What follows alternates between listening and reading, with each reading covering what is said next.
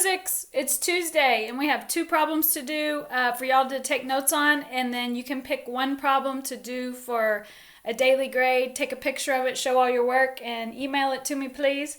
This new equation is about a pendulum. So I made one here. So here's a pendulum.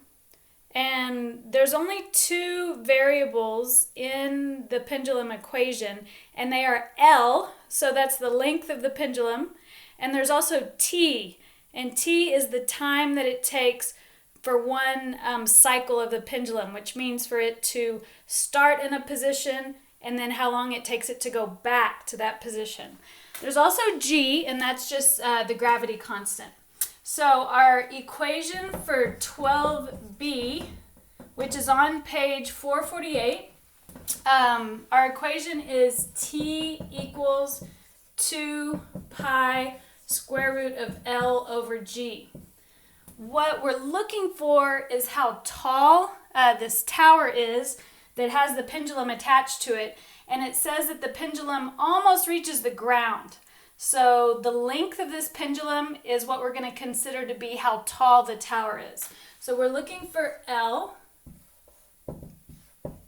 We know that gravity is 9.81 meters per second squared. The other thing given to us in the problem is a period, the time of 12 seconds.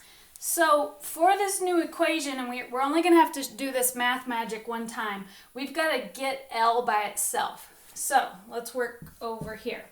So the first thing we're going to do is get rid of the 2 and the pi. So by doing that, we're going to divide on both sides. We're going to divide by 2 pi. So I'm going to just show that over here real quick. So dividing that over there.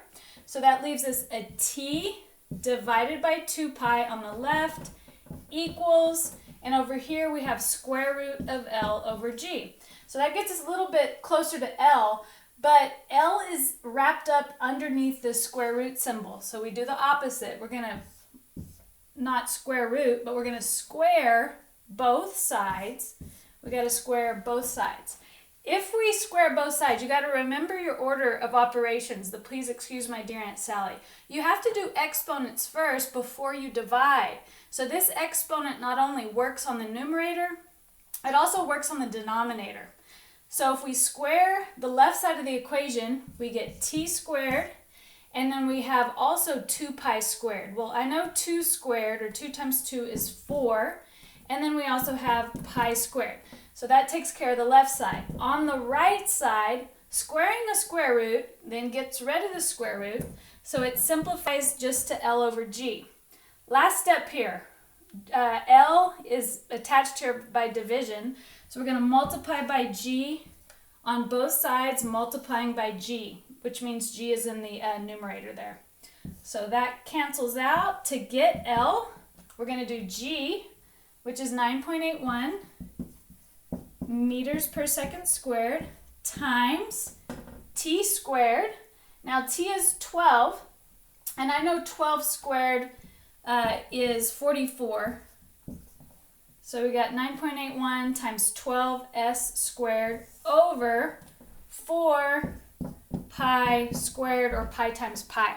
So when we put this into the calculator, you'll want to use parentheses and do 9.81 times 12, or you can do times 144, and then divided by, open parentheses, 4 times pi, or 4 times pi squared. We're limited to 2 significant digits, so our final answer is going to be 36. The second squareds cancel out, and you're left with meters, and that's how you do 12b.